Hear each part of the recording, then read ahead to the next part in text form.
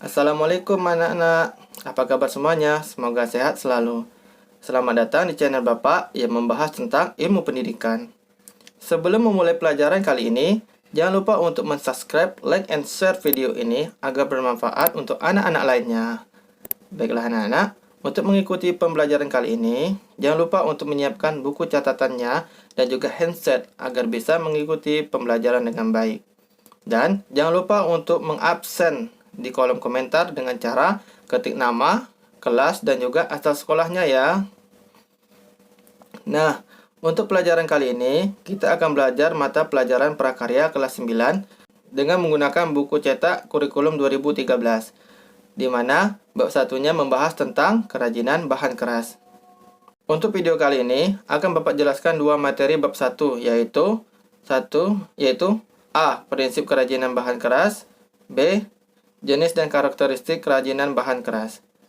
Nah, sebelum memulai pembelajaran kita, apakah anak-anak tahu apa itu yang dimaksud dengan kerajinan bahan keras?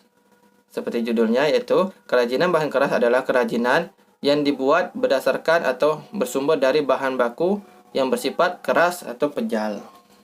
Langsung saja kita masuk ke materi pertama ya, yaitu A. Prinsip kerajinan bahan keras, yaitu pengetahuan dalam keragaman bahan dan alat serta teknik yang digunakan dalam pembuatan kerajinan bahan keras. Merupakan cermin dari kepiawaian perajin dalam menciptakan karyanya, perkembangan dari pemanfaatan bahan, cara pembuatan, maupun penampilan bentuk sebuah karya yang muncul, menunjukkan adanya kemampuan daya serap perajin untuk mengadaptasi segala perubahan sosial budaya yang terjadi dalam masyarakat. Perubahan-perubahan efisiensi dan praktis yang terjadi semua karena adanya permintaan pasar. Dan adapun prinsip pembuatan kerajinan bahan keras terbagi tiga, yaitu keunikan bahan kerajinan, keragaman muatan nilai dalam produk kerajinan, dan juga aspek rancangan dalam produk kerajinan. Nah, kita masuk ke topik pertama ya, yaitu dapat dibuat dari bahan alam, bahan buatan, bahan limbah organik, dan juga bahan limbah anorganik. Yang kedua yaitu keragaman muatan nilai dalam produk kerajinan.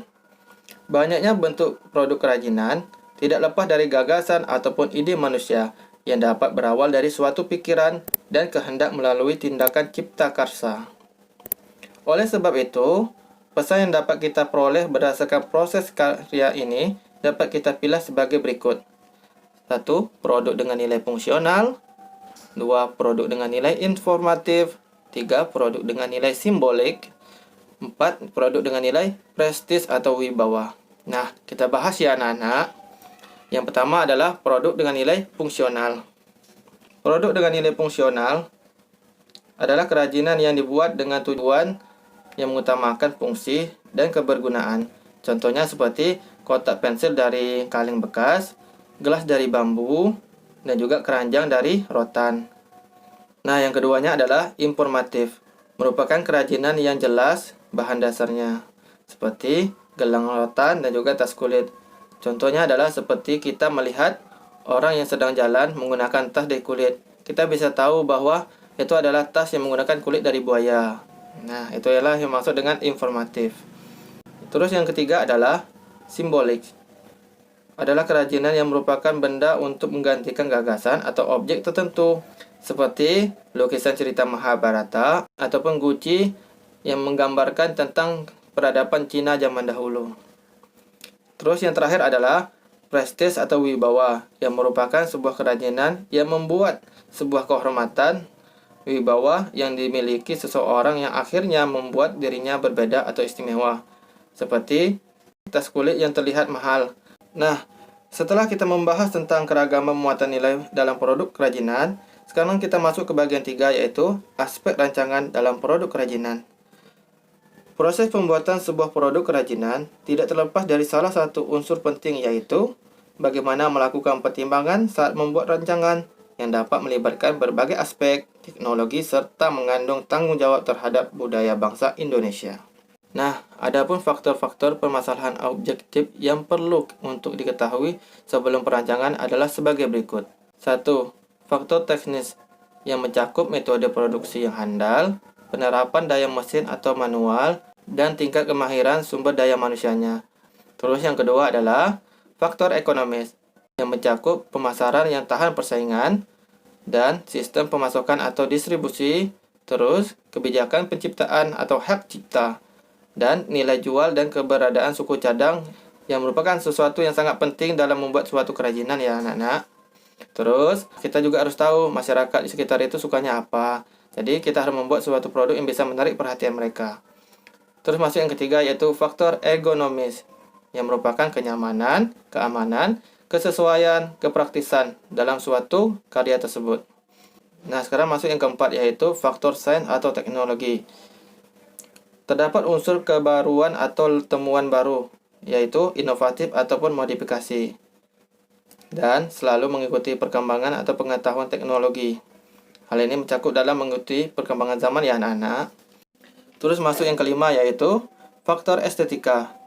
Faktor estetika ini mencakup penampilan bentuk keindahan, memiliki daya pikat, terjadi keserasian, penggarapan yang rinci atau detail, dan perupaan atau pewarnaan, serta kesan atau gugusan yang ditampilkan. Intinya adalah kita bisa menarik perhatian orang dengan cara orang tersebut melihat apa karya kita dan juga keindahan dari karya kita. Nah, terus masuk yang terakhir yaitu 6. Faktor kondisi lingkungan. Yang pertama adalah nilai budaya dan juga kondisi lingkungan atau wilayahnya. Di mana kita harus membuat suatu produk yang sesuai dengan nilai-nilai budaya dan kondisi lingkungan sekitar ya, agar tidak diprotes oleh masyarakat.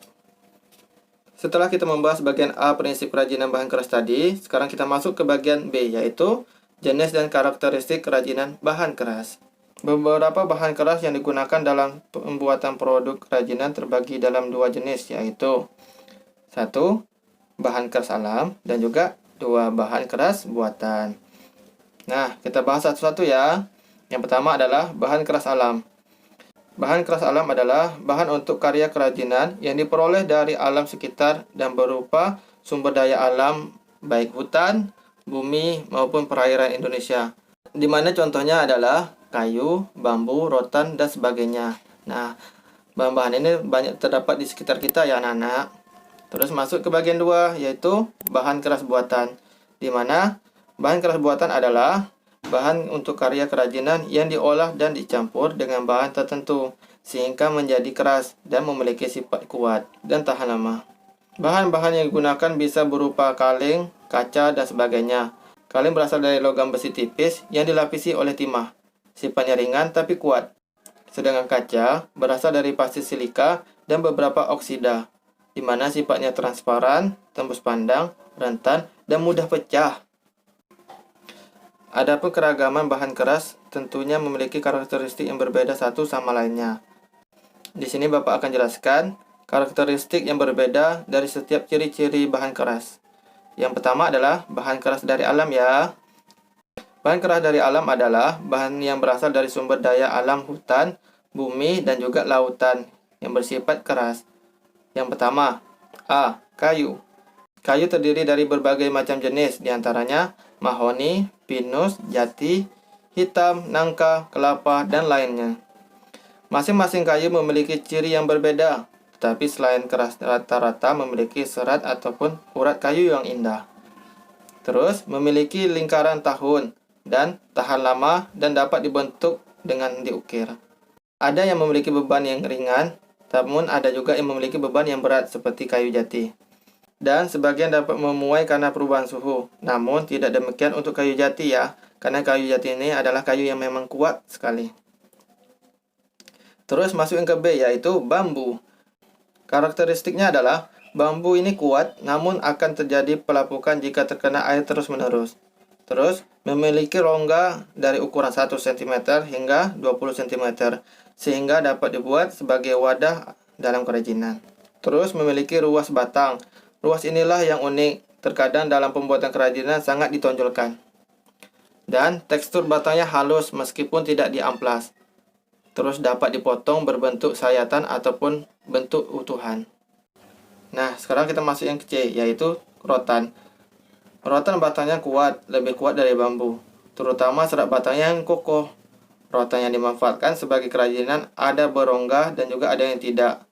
Yang berongga mempunyai ukuran setengah cm hingga 1 cm, sedangkan yang tidak berongga merupakan bagian dalam dari rotan. Dan rotan memiliki ruas batang namun lebih samar dibandingkan bambu. Tekstur batangnya halus meskipun tidak diamplas, dan dapat dipotong berbentuk sayatan ataupun bentuk utuhan. Namun, rotan memiliki bentuk yang panjang bisa mencapai 10 meter karena mereka hidup menjalar dan melilit, sedangkan panjangnya selalu bertambah. Nah, setelah kita membahas karakteristik dari ciri-ciri bahan keras yang berasal dari bahan alam, sekarang kita masuk bahan keras buatan. Yaitu, bahan keras buatan adalah sesuatu yang diolah manusia dari beberapa bahan yang bersifat keras. Yang pertama adalah A. Kaca. Kaca wujudnya transparan dan bening. Terus ketebalannya bervariasi antara 1 mm dan juga 2 cm. Tergantung kebutuhan kita ya. Terus permukaannya licin dan juga kilap. Jika dilukis harus menggunakan cat khusus yang dapat menempel pada permukaan kaca. Dan kaca dapat dilebur dan dibentuk dalam kondisi yang panas. Terus yang B adalah logam, di mana logam ini terdiri dari berbagai warna. Ada yang perak, emas, ada yang kemerahan atau kecoklatan. Namun bentuknya ada yang tebal dan juga berat. Ada pula yang pipih dan juga tipis, lagi ringan. Dan logam mudah terkorosi oleh udara, maka kadang-kadang dilapisi oleh krom ataupun lapisan emas murni. Namun ada pula yang melapisi dengan cat saja. Oleh sebab itu, perawatan pada produk kerajinan logam cukup membutuhkan perhatian agar tidak pudar. Nah, telah selesai pembelajaran kita kali ini untuk part satunya ya, yang membahas tentang kerajinan bahan keras. Dan semoga bermanfaat untuk semuanya. Untuk anak-anak SMP Muhammadiyah 1 Batam, jangan lupa untuk membuat tugas mencatat rangkuman yang Bapak jelaskan tadi ya. Kemudian tugasnya dikirim ke nomor WA Bapak.